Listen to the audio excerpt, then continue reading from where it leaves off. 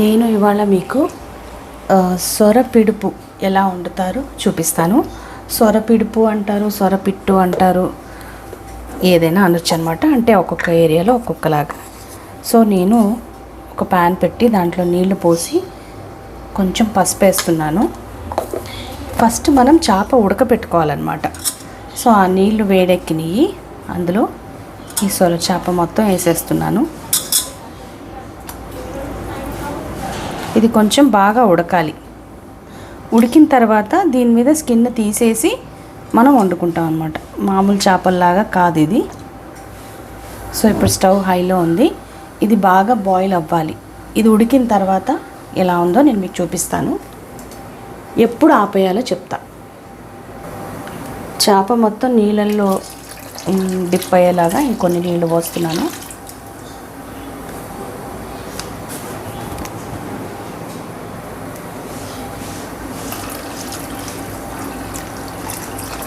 Okay, సరిపోతాయి.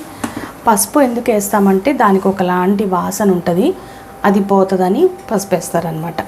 కావాలంటే కొంచెం అల్లం వెల్లుల్లిపాయ పేస్ట్ కూడా వేసుకోవచ్చు, వేయకపోయినా నష్టమేం లేదు.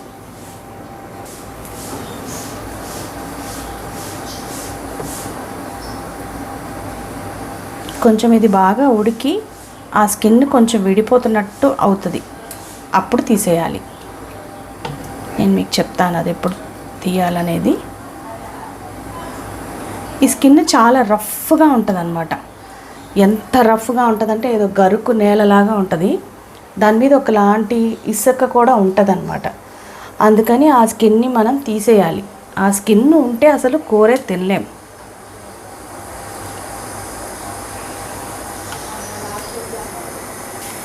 మూత పెట్టాల్సిన అవసరం ఏం లేదు, మూత పెడితే పొంగిపోతుంది, అందుకే మూత పెట్టట్లేదు. స్టవ్ నేనేం సిమ్లో పెట్టలేదండి, అది ఇలా ఉడుకుతూ ఉంది. ఎందుకంటే పక్కనే ఉన్నాను కాబట్టి పెట్టలేదు. అయితే ఇప్పుడు మనం ఏదైనా ఒక పీస్, ఓకే,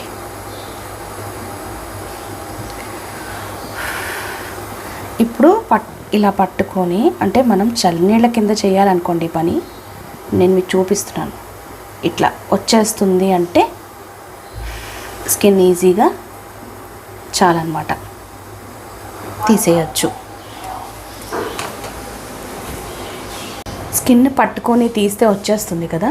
సో ఇప్పుడు నేను స్టవ్ ఆఫ్ చేసేస్తున్నాను. ఆఫ్ చేసేసిన తర్వాత ఒక 2 నిమిషాలు అలాగే వదిలేయండి. దాని తర్వాత దాన్ని స్కిన్ అంతా పీల్ చేసేద్దాం. ఇప్పుడు మనం ఏం చేయాలంటే ఇది అంతా ఒక స్ట్రైనర్లో వేసేయాలి.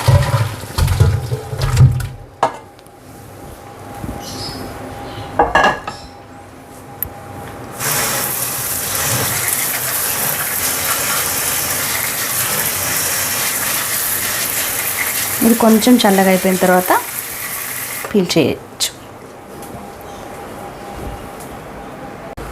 ఇప్పుడు మనం ఏం చేయాలంటే చిన్నగా ట్యాప్ ఓపెన్ చేసి ఏదన్నా ఒక పీస్ తీసుకొని దాని స్కిన్ ఇలా పీల్ చేసేయాలి.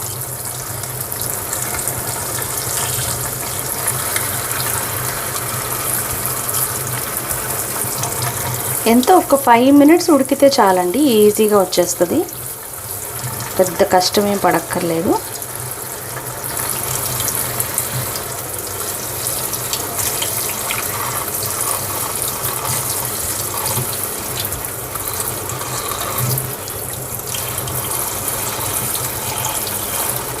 ఓకే, చూసారు కదా, ఎక్కడ స్కిన్ అనేది లేదు. ఇలా పీల్ చేసేయాలి. అన్నీ ఇలా చేశాక చూపిస్తాను నేను మీకు. కొంచెం రన్నింగ్ వాటర్ కింద నీట్గా కడిగేసుకొని పక్కకు పెట్టండి.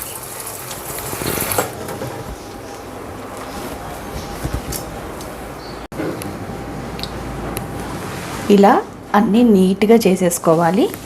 బాగా ఒక్కసారి వాటర్ని ఇలా రిన్స్ చేసేసిన తర్వాత దీన్ని ఒక 5 నిమిషాలు అలా పక్కకి ఇలా వదిలేసారంటే ఎక్కడైనా ఆ నీళ్ళన్నీ డ్రైన్ అయిపోతాయి.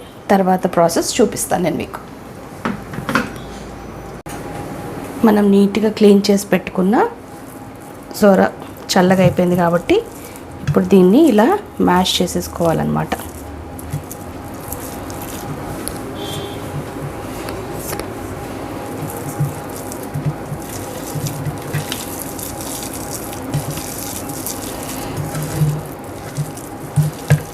అంతా ఇలా పిసికేయాలి.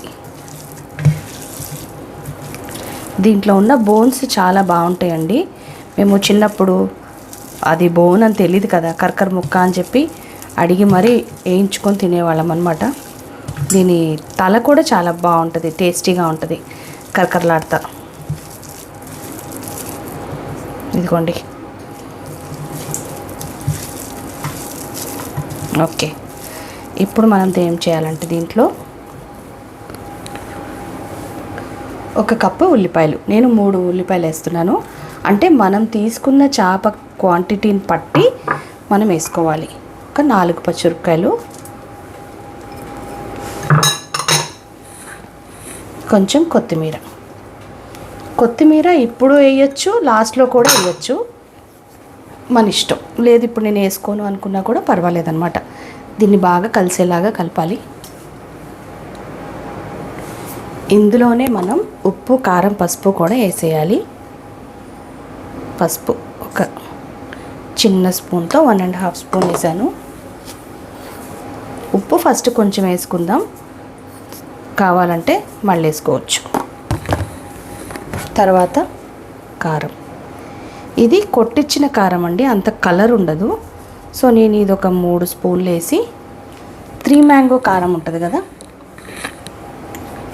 అది 1 స్పూన్ వేస్తున్నాను. తర్వాత చూసుకొని వేసుకోవచ్చు. తర్వాత అల్లం వెల్లుల్లి పేస్ట్ కూడా వేయాలి. తర్వాత ఒక 1.5 స్పూన్ అల్లం వెల్లుల్లి పేస్ట్, అది కూడా వేసి బాగా మొత్తం అన్నీ కలిసేలాగా కలపాలి.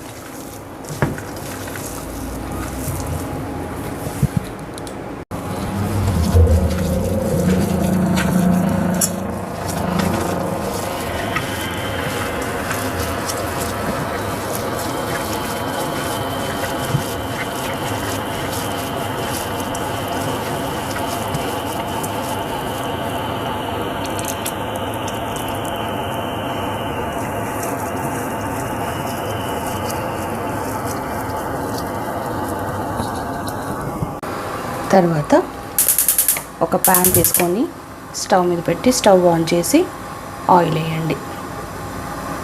ఆయిల్ కొంచెం పడుతుంది, కొంచెం ఎక్కువే పడుతుంది అన్నమాట. ఆయిల్ వేడెక్కిన తర్వాత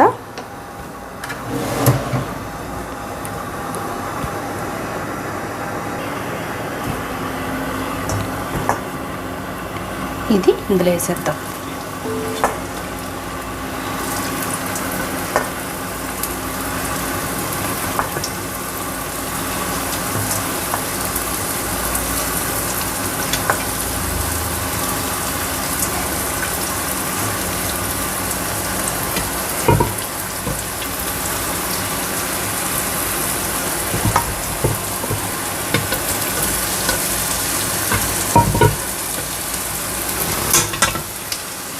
ఇది మొత్తం బాగా కొంచెం వేడెక్కే వరకు కలపాలి. కలిపిన తర్వాత సిమ్లో పెట్టి సన్న సెగన బాగా ఫ్రై అవ్వనివ్వాలన్నమాట. హైలో పెట్టి గబగబా వేపేస్తే అంత రుచి ఉండదు. సో ఇది బాగా ప్రాపర్గా వేడెక్కింది అని అనిపించిన తర్వాత అప్పుడు స్టవ్ సిమ్లో పెట్టి సన్న సెగన వేగనివ్వాలన్నమాట. ఇది కొంచెం వేగిన తర్వాత అప్పుడు మనం ఉప్పు కారం అన్నీ సరిపోయినాయా లేదా చూసుకోవచ్చు. ఇప్పుడైనా కూడా చూడొచ్చు, అంటే ఇంకా కొంచెం పచ్చిగా ఉందేమో అన్న ఒక ఫీలింగ్తో ఉంటాం కాబట్టి ఇప్పుడు చూడకపోయినా పర్వాలేదు.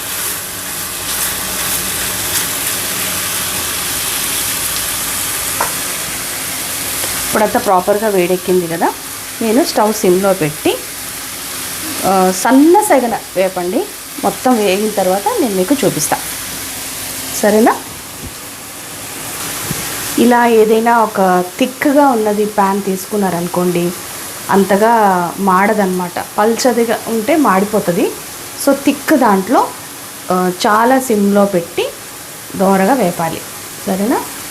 నేను మీకు చూపించడానికి కూడా ఈజీగా ఉంటుంది అని చెప్పి ఒక ఫ్లాట్గా థిక్గా ఉన్న ప్యాన్ తీసుకున్నాను. సో ఇలాంటిది ఏదైనా ఉంటే వాడండి. అంటే కొంచెం వెడల్పుగా ఉందనుకోండి, ఈవెన్గా వేగడానికి ఛాన్సెస్ ఎక్కువ ఉంటాయి అన్నమాట.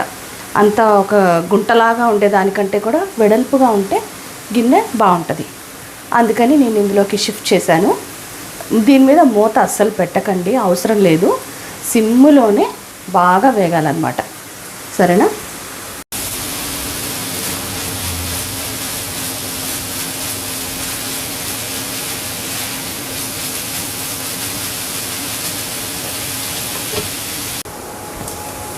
చాలా వరకు వేగింది కదా, ఇంకా వేగాలి. మంచి గుమగుమలాడాలన్నమాట కూర.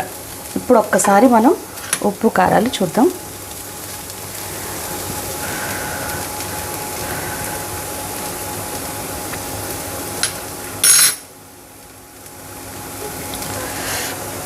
అబ్బా, ఎంత రుచిగా ఉందంటే మీరు నమ్మరు.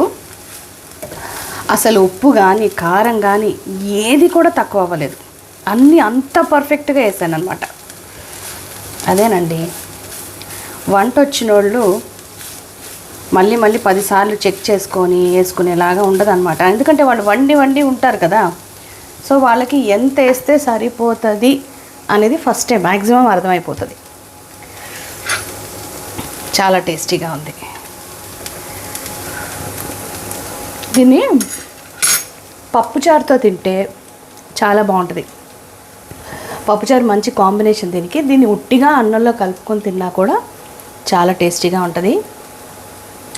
ఇంకొక విషయం ఏంటంటే, ఉట్టిగా గిన్నెలో వేసుకొని కూడా తినేస్తూ ఉంటుంది. మా చెల్లికి చాలా ఇష్టం అన్నమాట. ఎంతన్నా చేయండి, అవలీలుగా తినేయగలదు. ప్లస్ ఇదేమంత అన్హెల్దీ ఏం కాదు కదా.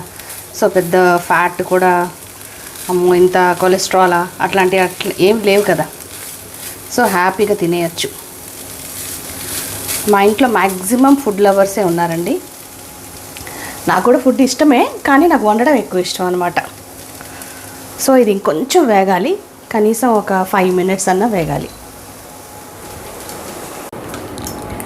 ఇప్పుడు ఇది వేగిపోయింది అని మనకి ఎలా తెలియాలి అంటే, ఫస్ట్లో మనం ప్యాన్లో వేసినప్పుడు కొంచెం మెత్తగా అతుక్కుంటున్నట్టుగా అలా ఉంది కదా. సో ఇప్పుడు చూసారా, ఏదో ఒక చికెన్ కీమానో మటన్ కీమానో లాగా అంత పొడిగా ఇట్లా విడివిడిగా అట్లా ఉంది కదా. అంటే ప్రాపర్గా వేగినట్టే. ఇంకా డౌట్లు ఉన్నాయి అనుకుంటే ఒక స్పూన్ తిని చూడండి.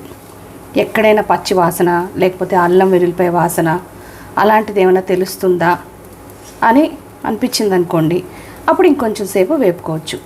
ఎందుకంటే ఇప్పుడు నేను వేగిపోయింది అని చెప్తే మీకు అర్థం కాదు. అది మనం తిని టేస్ట్ చేస్తే తప్పించి మనకి వేగిందా లేదా తెలియదు అన్నమాట. సో నాకైతే నేను కొంచెం వంటల్లో ఆరితేరు ఉన్నాను కాబట్టి నాకు తెలిసిపోతుంది వేగింది అని. సో నేను స్టవ్ ఆఫ్ చేసేస్తున్నాను. నేను ఇప్పుడు కొత్తిమీర వేయట్లేదు, ఎందుకంటే నేను ఇందాకే చాలా కొత్తిమీర వేసాను. ఒకవేళ మీరు మళ్ళీ లాస్ట్లో కూడా వేసుకుంటాను అనుకుంటే ఫస్ట్లో కొంచెం వేసుకొని లాస్ట్లో ఇంకొంచెం వేయండి. లేదు ఒక్కసారి కలిపేస్తానంటే కూడా పర్వాలేదు. సరేనా? సో మీకు ఈ సొరపిడుపు నచ్చిందని నేను అనుకుంటున్నాను. ఒకవేళ నచ్చితే మీరు కూడా ట్రై చేయండి. ఇది చాలా టేస్టీగా ఉంటుందండి.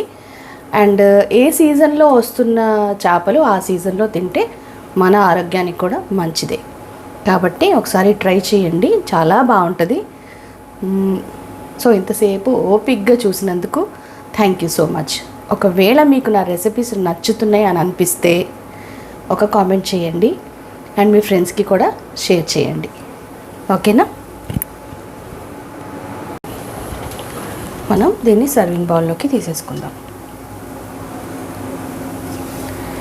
వేడి వేడి సొర.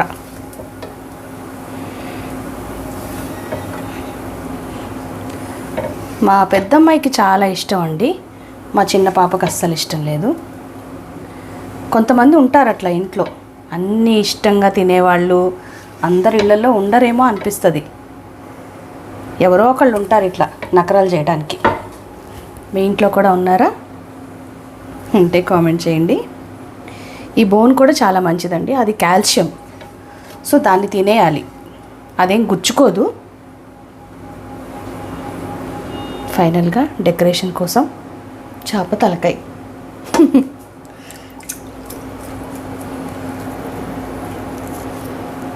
కొత్తిమీర వేయదలుచుకోలేదు కాబట్టి ఊరికే అలా పెడుతున్నాను.